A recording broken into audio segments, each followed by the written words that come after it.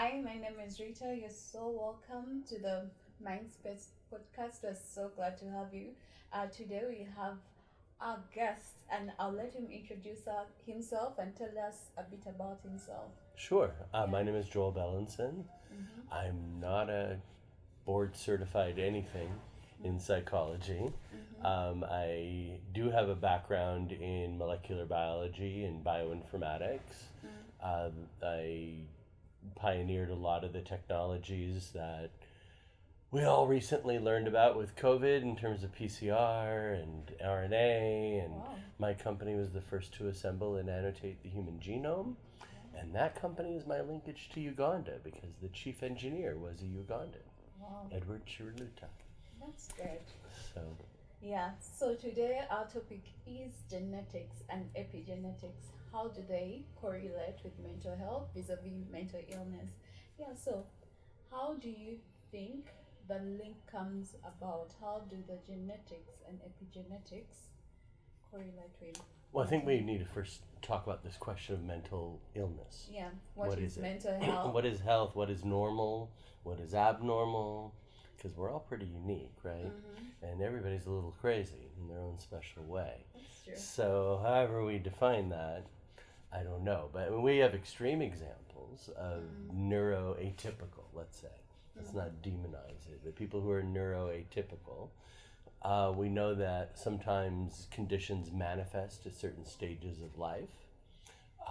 Schizophrenic seems to manifest in, I think, men and women in their early 20s. Why is that? I don't know exactly. Does seem to be some sort of program that manifests in some people. So I think that's where we get into the epigenetics question. So the genetics is the DNA sequence, the nucleotides, A's, C's, G's, T's. Epigenetics are the modification of certain regions of the DNA sequence that may silence a gene or cause it to be overexpressed. And those modifications are called epigenetic modifications. They are typically methylations.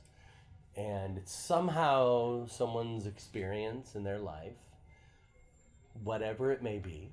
We don't know what triggers these things, right? Everybody's trying to figure it out.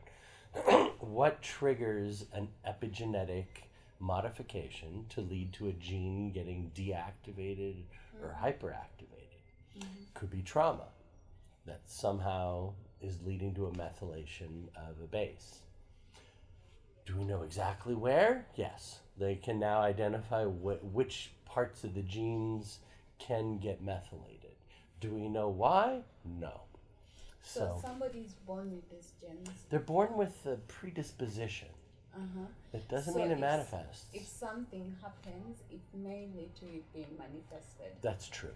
But it may be a sequence of steps. And then each one adds like 0.5% an extra chance of it occurring. But we're just starting to scratch the surface of these with using genome-wide association studies, where they've done this on homosexuality, they've done it on drug addiction, many different things. They've been trying to find genetic variations that correlate with this outcome. And what they are finding is a large percentage of those genetic variations are involved in epigenetics. So in effect, their genetic variation makes them more prone to be influenced by the environment. Now, what are those influences and how do they manifest? We still don't know very much of it at all. Yeah. So my next question would be, what mental illness do you think is the most genetic? Well, the most genetic.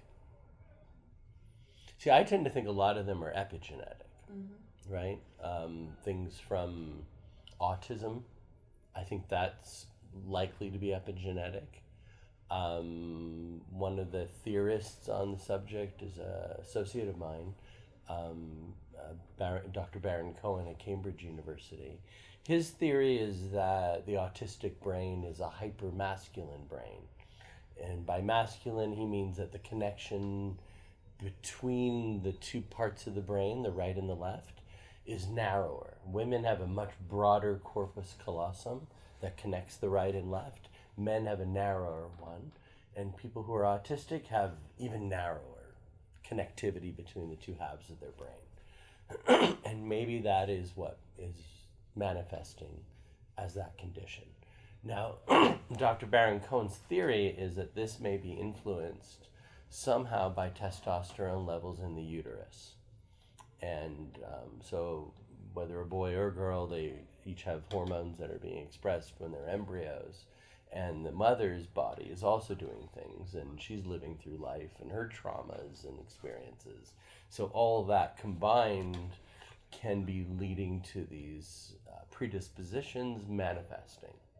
So go ahead. So can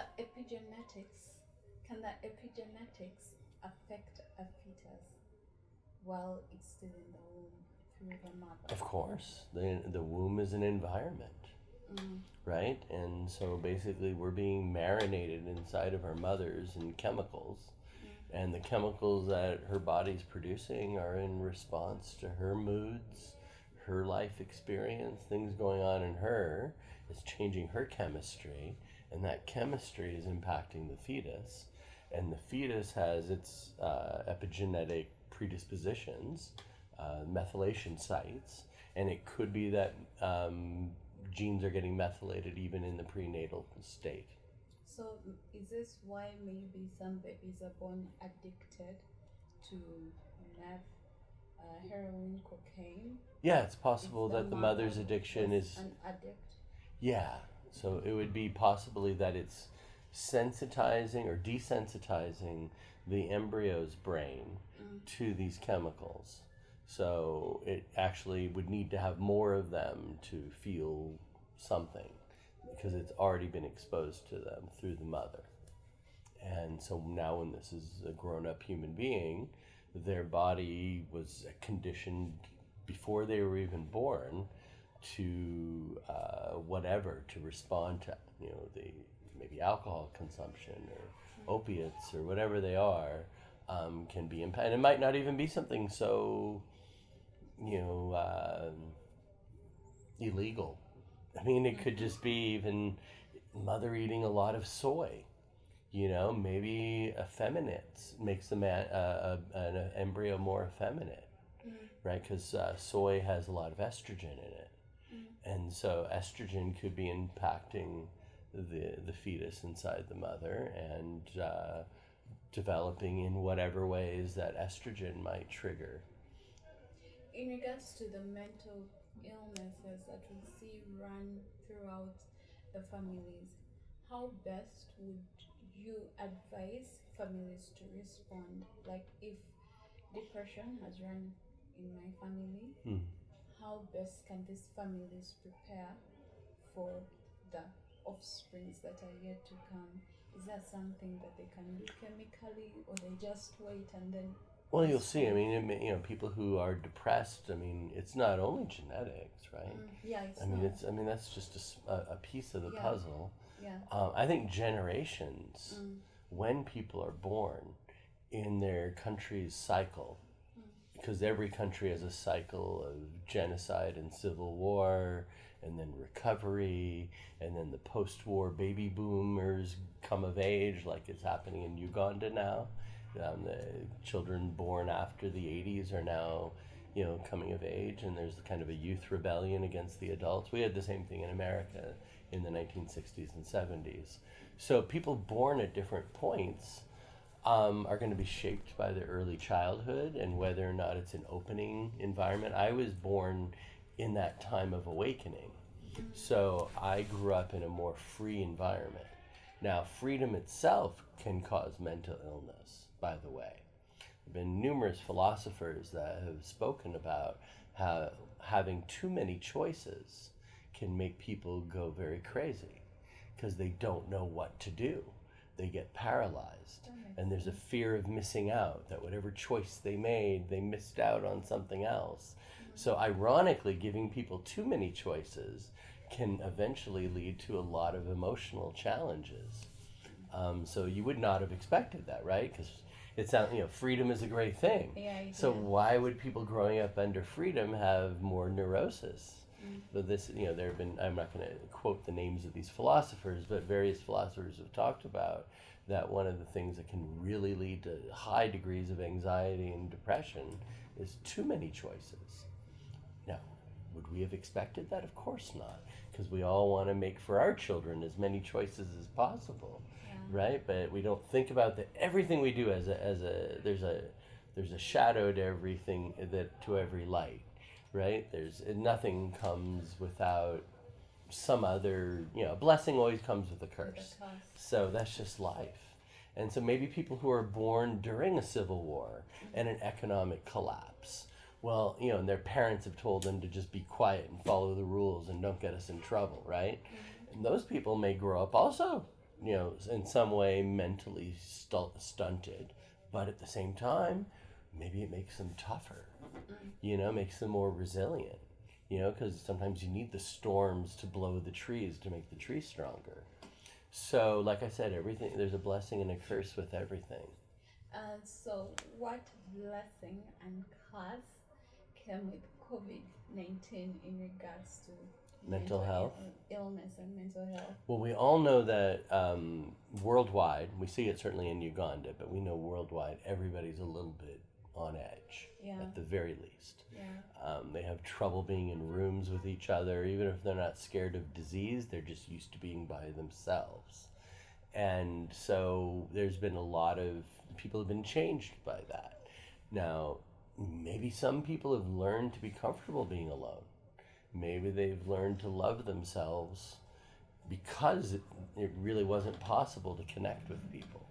And for many people, that could be healing, right? Learning to love themselves is how they can avoid getting into bad relationships. And so maybe there will be some benefits from it. We have to look for the silver lining now. What's done is done. We can't undo it. I would say I hope they never do something so silly again as pretend that humanity doesn't need labor to be working to make a living for us, because the inflation we're having is directly related to not letting people work for 2 years. So they wonder why there's shortages of goods worldwide. You didn't let people pump oil, you didn't let them work on ports, you didn't let them drive trucks. No wonder the supply chains are a complete confused mess, and everybody's warehouses is running short of everything. So hopefully we never do a lockdown again, but we did it. I opposed it, but we did it worldwide, and all the countries I'm from did it, so I can't just criticize Uganda. Israel did it, America, Britain, Canada, the whole, aside from Tanzania and Sweden, right? And the state of Florida. Those are the only exceptions on the planet I'm aware of that didn't lock down. So we'll find out just how people evolve from that mentally, because there's clearly, I hear lots of reports from parents that their kids are acting up in school now that they're coming back. They don't know how to behave, right? And now they have all kinds of fears, and they were taught that they are spreaders of disease. They're going to kill grandma, So imagine being a kid being taught you're going to kill grandma. What that must do to you. And every time you look at adults, they're wearing a mask. You don't even get to connect with them and know if they're smiling or, all the important nonverbal communication that happens. We deprive little babies of that. So I don't know what's going to come of it. Maybe in some way they'll become tougher. I don't know. Maybe they'll be able to live in their own personal bubble. I'm not sure that's good, but maybe they'll be comfortable being alone. Certainly the technology is pushing a whole segment of the planet, all the university educated types, the people who sit behind desks. Well, they can sit behind desks at home now. Right. So, and a lot of us have home businesses now, and that's how we're making it. Now, can everybody do that? Of course not. It still takes manual labor to get things done. It still takes people showing up somewhere to get something done. Now, if we have a whole generation of people that can't handle being around each other, that's going to be a problem. Let's pray it doesn't get that bad. Let's hope it's not that bad, but because a lot of people have to really deal with each other. Yeah. And we already, if you guys were observing, as I was, the media in the rich countries, it became pretty obvious that people were losing their minds. Even in mob psychology, right? Just everybody filled with hatred of each other. People who used to be friends became enemies. They'd find whatever issue they could and battle about it. Even though it wasn't important, somehow they felt a need for this. It gave them an identity, a purpose. Because I think when you lock up people for a long time, they wonder what's their purpose in life. That's true. And so they tried to find some sort of righteous purpose. Whether they were on any side in any of the arguments, they were desperate for righteousness and just to feel like their life had some meaning to it. So hopefully the silver lining will win out. We're certainly going to face inflation, probably for years to come, because you can't just shut down the planet for 2 years. You can't. Is that a way we would have prepared better, especially in regard to the mental health? Well, definitely, because a large cause of depression and anxiety is from people's physical inactivity. And what ways? People should get out and walk.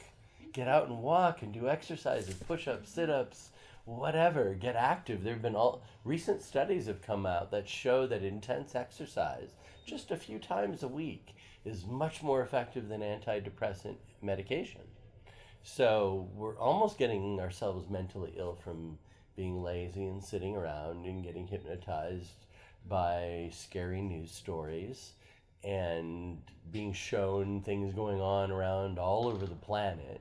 Somehow now we all have to be responsible for every horrible thing happening anywhere and everywhere on the planet because the news decides. So how the hell is anybody built to handle taking on responsibility for every horrifying thing happening?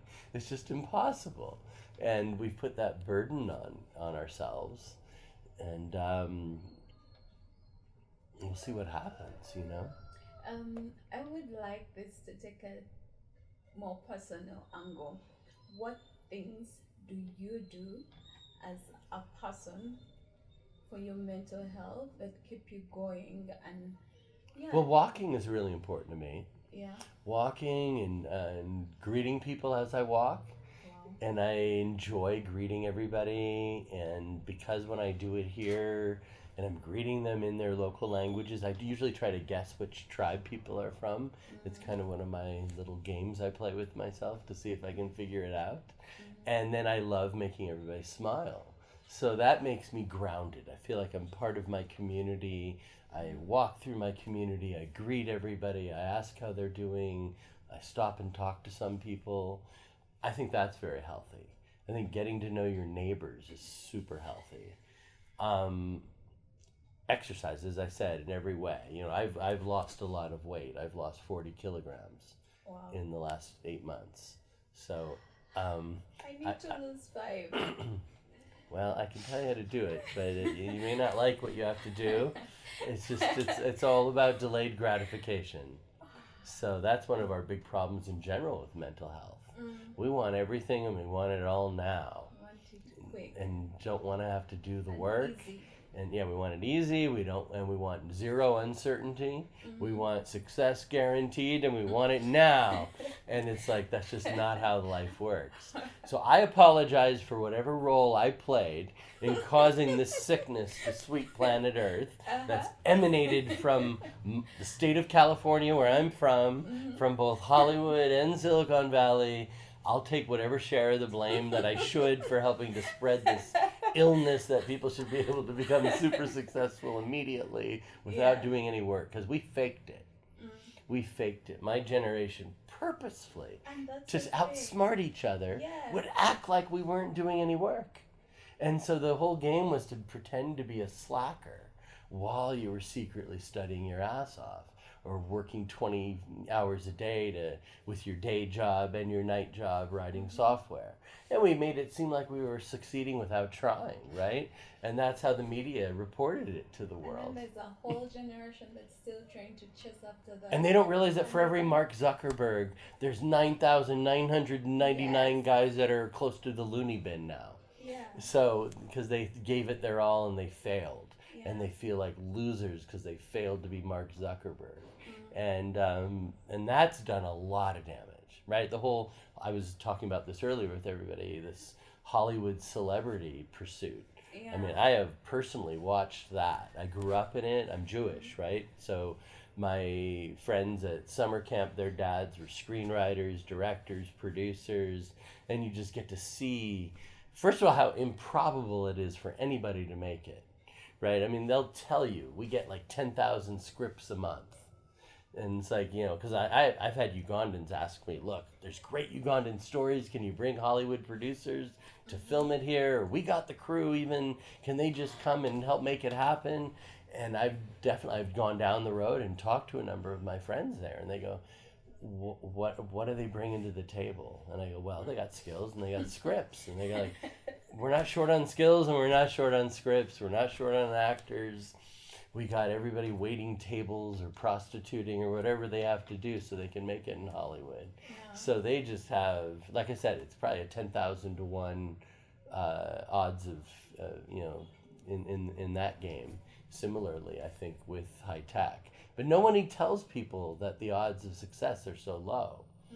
And the possibility is so attractive to some people. Yeah. Some people really want to be famous and be on TV or whatever, and in the next blockbuster movie. Yeah, that's where that they and that, obviously that's what social media is kind of doing for some people as well. But in a lot of ways, it devalues Hollywood, right? Because now ordinary people can start making decent quality movies just using their and just using their smartphone even, right? So people, I started my YouTube channel with a smartphone. So it's like before you needed to have serious equipment to be able to do this stuff, and it just was not possible. I needed a massive team and makeup person, hundreds of thousands of dollars worth of equipment and sets and blah blah blah. And now people can just do it here in Africa. So Hollywood's becoming irrelevant by the day. I mean, now television is competing with Hollywood, right? Netflix and everything else, and YouTube. That's you, right? That's me. So we're competing with Hollywood. So and we're probably more interesting than Hollywood because they give out fantasies that nobody can really live, and they make people sicker. And when it comes to mental health, I've noticed a vivid connection between what's being put out and what we believe and do. Sure. And not many people are actually talking about what really happens or the cost others have to pay to get to where they have to go. You mean like the winner-take-all society? Yes. Winner-take-all leads to massive low self-esteem for everybody else. And in fact, even the winner is constantly suffering from imposter complex or syndrome, whatever. They're not sure they really deserve to be the winner because they saw plenty of people who lost that had more talent than them. And they may have had a few good breaks. They met the right person or whatever, and they know deep inside that the gap between them and those that didn't succeed wasn't seriously big. So on both sides, the winners and the losers end up injured in all of this when we set up a winner-take-all scenario. And we saw just nobody's watching the Oscar award ceremonies anymore, so they have to now have fights at them. You saw Will Smith and Chris Rock. We got that clip of Will Smith with Chris and that whole That's situation. Just an example of people losing their minds. And also because they're becoming irrelevant. I mean, Will Smith is a great actor, Chris Rock's a great comedian, but they're less and less relevant by the day. Especially Chris Rock. Well, I'm not going to diss. Anyways, but those are my views, guys. But None of but the is point on a is that there's podcast. just now so many people who can crack jokes Yeah, on camera that's that true. can be seen.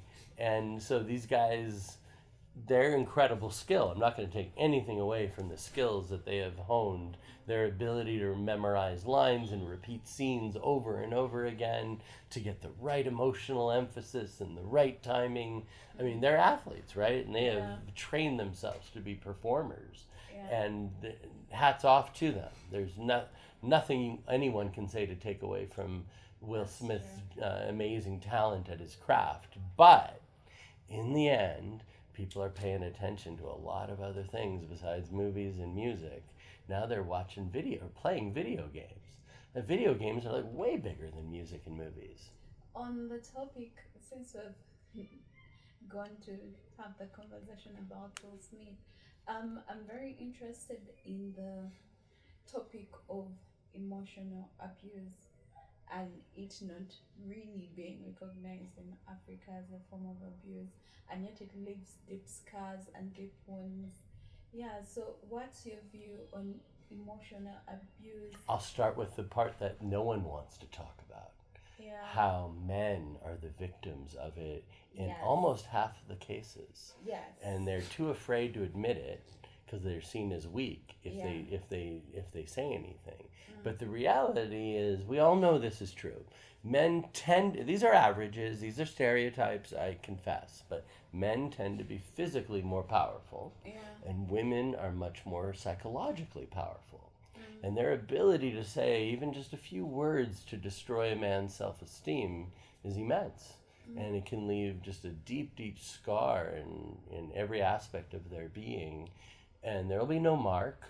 No one saw no a, one a, saw it. a slap across the face or a black eye, There's no but evidence. something was said that hurt them deep in their heart and soul.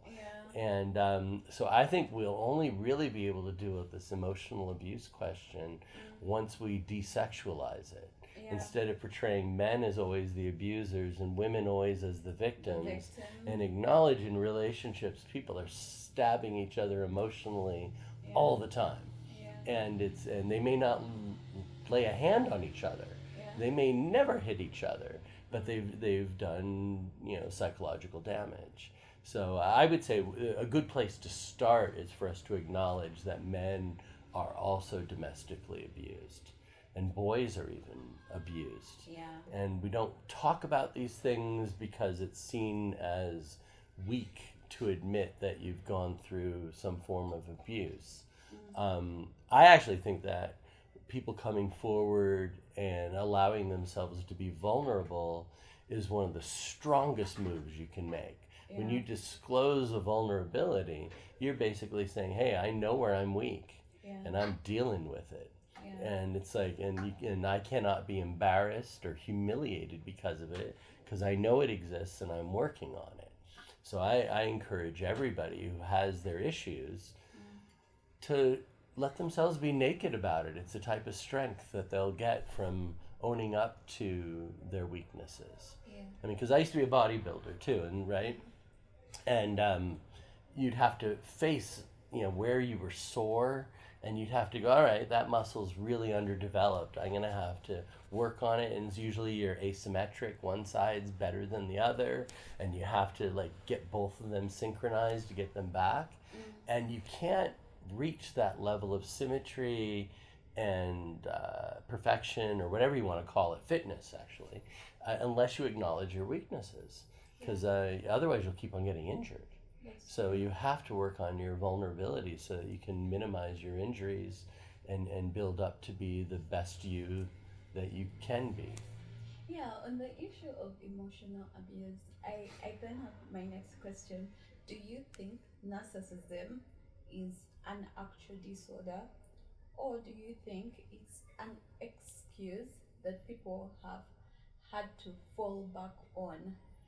Okay, well, these are words, right? And Yeah. narcissistic personality disorder. Yeah, I'm sure if we went into the physician's desk reference, with the PDR, right? That's what it's called.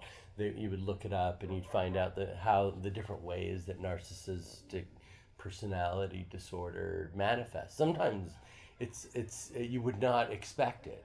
Like people who are super generous, who who are always trying to help other people, a lot of the people pleasers, actually suffer from narcissistic personality disorder. Yet they look like they're being very generous and helpful. But they're doing it actually because they have some form of low self-esteem and they're trying to make up for it. They feel like they have to be helpful to other people to make up for somehow their own inadequacy. And now I have noticed that different generations have certain tendencies. Like in America, people born after World War II, in kind of the year I was born, so I can go in either group. But the baby boomers in America are known for being the quintessential narcissists, right? Now, the generation that follows, and like I said, I'm right on the borderline. So the generation that follows is known for its self-destructed nihilism, where they just want to blow up the whole world and they don't care if they blow themselves up. So they just, so it's like a very different mentality. So those are two different dualities of personality. And then you have the mentality of the generation afterward in America, right? And Uganda's on a different path, right? Uganda's wars, the one in the South ended in 86, right? So you guys born from the 80s to like 2000, you're the baby boomers, right? So this generation actually tends to be more narcissistic from my observation. Now the generation before them, the ones that were children during the ugliness, like my parents, they were children during the Great Depression and World War II. They tend to be quiet people, artistic, self-reflective, and hardworking. That's not to say they don't have their own problems, but that because they probably were collectively abused just the same way we did to all these kids during COVID, right? Yeah. And how we've done to them with climate change and told them that they're just breathing alone is killing the planet. So it's like, we're really messing these kids up. And but maybe they'll turn out to be okay anyways. I don't know. We hope so.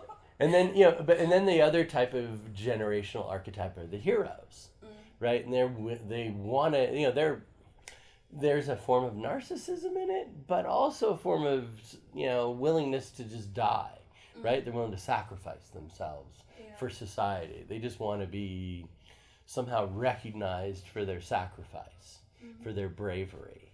And that right now in Uganda, that's the older generation that fought in the wars. In America, that generation's already died off. Yeah. And that's one of the U.S.'s problems right now, and Europe's, and Japan's, and China's. All the generations that actually fought in the last genocidal war have retired or died. And so now you have people running things who've never had experience dealing with a crisis. And so poking at each other. Yeah, and they're meanwhile, just beating the crap out of each other instead of fixing problems. Yeah. Because it's so important that they're right. Yeah. It's like, no, it's important society survives. It's way more important that you're right. So, and to get that perspective, you probably have to go through hell to get over yourself. Yeah. And realize that your own ego is getting in the way of what's in the best interests of society. And you probably don't learn that lesson until you've been through enough hell. So, in a lot of ways, we have to go through these sufferings so that we grow. And maybe that's the hardest part to accept for mental health, is that the suffering that we see, the depression, the anxiety, all the different neuroses, are a manifestation of an uncertain world, and that's in rapid change, especially here, right? I mean, Africa, broadly speaking, sub-Saharan Africa, the rate of urbanization is insane.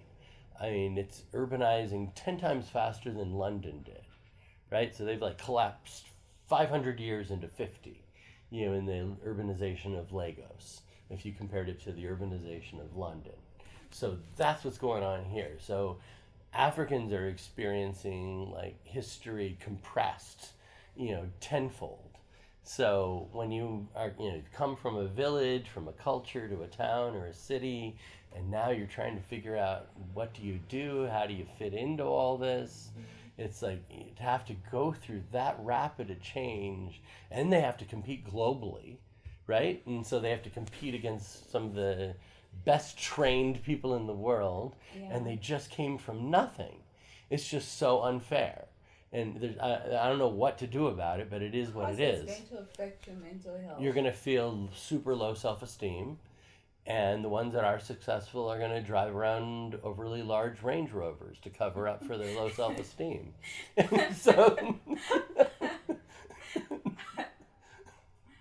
but that's what's going on.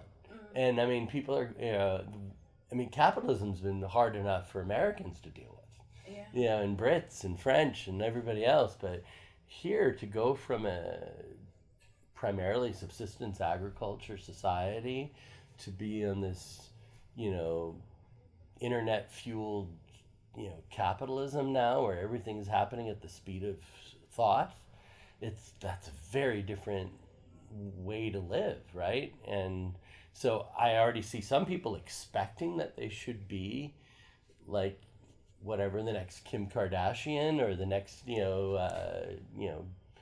Google founder guys, and it's like, those are actually rare occurrences. Those are not frequent. Those people are rare in those countries, and I mean, all power to you. You want to give it a shot. I'm not going to discourage you, but just put it in perspective. Your odds of success are not great. I used to see this even in Oakland. I used to live in Oakland, California, and I'd see a lot of the guys shooting hoops endlessly. They all wanted to be the next Michael Jordan or the Magic Johnson and all these guys, right? And their odds of becoming that are almost zero, right? Even if they're very good, maybe they're the best in their secondary school, their chance of making it to the pros is so low, it's not funny. And so that's true with everything, right? I mean, with every business, it's just the odds of success are low. Now, there is some benefit to kind of blind courage, that you just go for it even though you don't know your chances are slim. And I'm certainly guilty of having done that. I probably wouldn't have done some of the crazy companies I've started if I knew how unlikely it was for me to succeed. Do you think the ways that employers of these breeding companies can put systems in place that will protect the employers' mental health, and how can they achieve that? That's a tough one. Well, I'll say around here, a lot of these workplaces are pretty either almost killing people with a lack of feedback about anything. People show up at their workstation or wherever, and they show up, but they don't know if they're doing a good job or not. And their managers give them no feedback about what they should be doing and what they could be doing better. And there tends to just being a lot of yelling and a lot of frustration. I think there's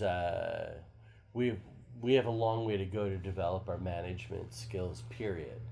Whether irrespective of compassionate human resource department that tries to notice when people are struggling and help them get whatever they need, emotionally, so they can function, deal with whatever crises and challenges they're having with their home life or their finances, because probably by the time they got that job, they already were in deep trouble financially, and so they're showing up, but it's like it's not the magic wand to fix everything. And it's kind of depressing to think you may have to be suffering like this for 10, 20 years before you can fix all the problems that you already know about that you had, let alone the new ones you're going to. So that leads to a lot of despair. When will this all end? And because I think people have been told that somehow there's going to be a happy ending, and that all these struggles and sufferings go away. And I think that may be part of the problem too, that we're socializing people. Again, I'll take the blame collectively for Hollywood. I mean, the Disney story that everybody lives happily. Sold as fairy tales. Exactly. We all live happily ever after. No, life is suffering. Everything you do is suffering, and the best you can do is choose something you want to do and be good at. Be aware of the suffering that's required, And therefore, you then are consciously choosing to suffer in that way because you want that reward. Yeah. And you're going to have to learn to love that suffering. I mean, that's the only way you get to be Michael Jordan, or that's the only way you get to be a Beyonce, is to embrace the suffering necessary to be masterful at your craft. And if possible, even learn to love the suffering. Now, that's not something that we're being taught in Hollywood usually. Yeah. It's somehow life, the end goal is to retire, play golf, float around, Have the best class. and you just don't have, House by the beach. and then you do nothing, and you sit there and you watch the waves Living crash. our life. It's like, but so that's this fantasy that a lot of the world has been given, Yeah. and in a way, it's just death worship. Mm. I mean, because the only way you escape suffering is to die. Other than that, it's just different types of suffering all the way through. Mm-hmm. Now, hopefully you can suffer joyously. Hopefully the things that make you happy are worth the suffering. Yeah. And but to give our kids and ourselves this expectation that at some point we'll never suffer. Well, it's true, you'll die. So, but that's when you'll stop suffering. Guys, we're going to die. That's an inevitability. All we don't know is the date. Yeah. And the means by which. That's true. So that's it, So I think this all goes back even in the companies that are being brought up, the suffering aspect, the fairy tale aspect, and then Well, the companies that are successful in the U.S. have copied one of the things I did, because I started making my company a fun place to be. This is in the 90s. Yeah. So we brought in video game arcade machines. We had masseuses giving neck massages and arm massages to all the programmers. We had catered gourmet food all through the night. No matter what they wanted, they were just constantly served. We had our candy pantry just filled with candy, and the health food section just filled with health food. And they had rooms where they could just zone out and do whatever they needed to do, the smoking room or whatever they needed to do. And it was like, all right. And we even had childcare. We had childcare too, because I didn't want people leaving. So there was a capitalist motivation to this.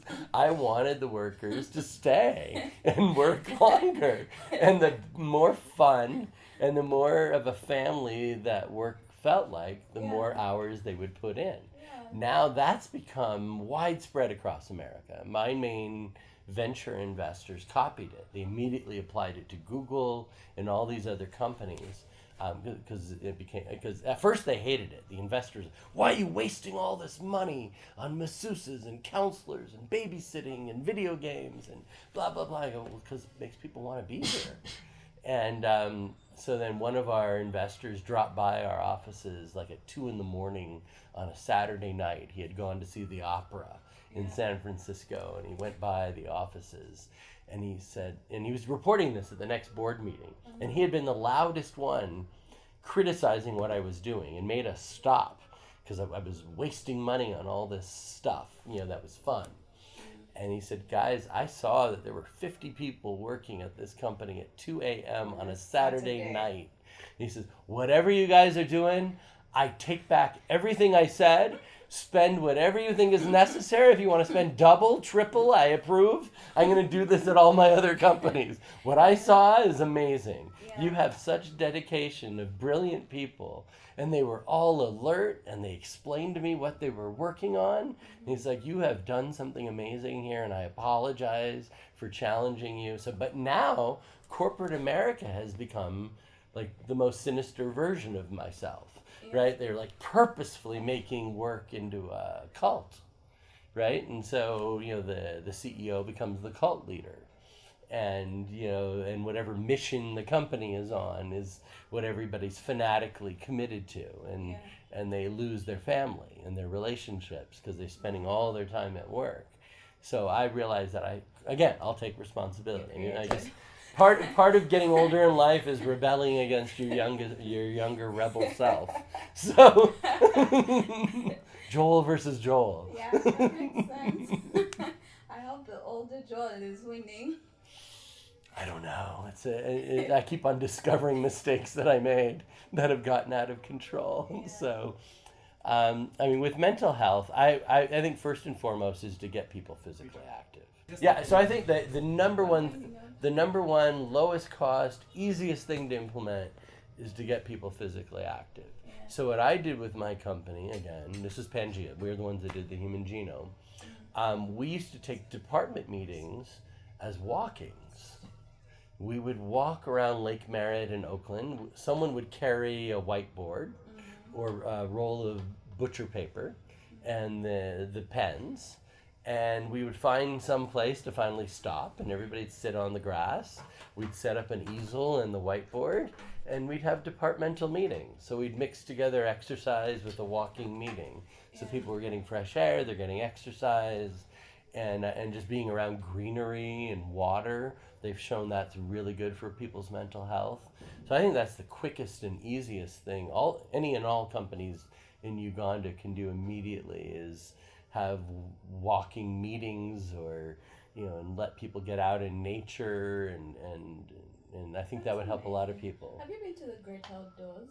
No, I've not. It's an amazing place. Is this the one in Jinja? No, it's in Gayaza side. Okay. Yeah, it has that feel to it. They have forest baths and nice. Just go and walk and. Yeah. Well, there's a lot of new lodges that have come up, so maybe these companies can make use of them. Yeah, they should. Because I think getting people out of the office is probably one of the best things they can do for their health, their mental health and physical health. Yeah. And I think what we've learned with COVID is keeping people locked up is the worst thing you can do for your mind and your body. They gained weight. All kinds of things happen. We have gained weight. Oh, I did too. I got so huge I had to lose 40 kg, and I'm not done. I want to lose another 10. I'll get into your program. Okay, Joel, was so grateful for having you. Well, thank you for having me. Yeah, I've learned a lot. It's been a great conversation with you. Do you have any last words for the people? In regards to the conversation we just had. I know a lot of Africans have trouble admitting that they're going through hard times mentally. And they need to get over that stigma and that fear, and they need to realize that vulnerability is strength, and that by acknowledging your weakness, you've taken the first step to fixing it. And ignoring it is one of the worst things you can do because you'll keep on injuring yourself. And so it's not easy. It takes courage, right? There's the famous prayer. God grant me the serenity to accept the things I cannot change, the courage to change the things I can, and the wisdom to know the difference. So I repeat that to myself every day. And I'm always asking myself, is this something I just have to find the serenity to accept? Is this something I just have to find the courage to change? And I think with mental health, a lot of it's finding the courage even to just love yourself. Regardless of what happened in your life, regardless of who's to blame, doesn't matter. What's done is done. You are you and you are now, so you got to take care of yourself. And I'm no self-help expert. I am no psychologist. This is what I've learned just by living. And I'm not sure it's the only way, but it's one way that I've learned that you have to do. Love yourself, then you'll be able to love other people better, and other people will be able to love you better. And you won't be chasing people that don't love you. So start with yourself and know that, you may have damage, right? We all do. So just face up to it. It's not about figuring out what caused it or who's to blame. It's just now we gotta go on. This is life. You're not getting out of this alive, right? Mm-hmm. And you're gonna suffer the whole way through. And suffering is all right. Because it's just inevitable. You cannot escape suffering. At best, you can choose your suffering. Yeah. But we all suffer. To love is to suffer. Thank you so much, Joel. Thank you guys for joining us, and thank you for being part of this conversation. We hope to have more conversations like this. If you want us to discuss a specific topic or you want to share your story, please reach out in the comment section and we shall get back to you. From I, Awu Marita, and Joel, we're wishing you love and light. See you Wangala next kula kula ne. time.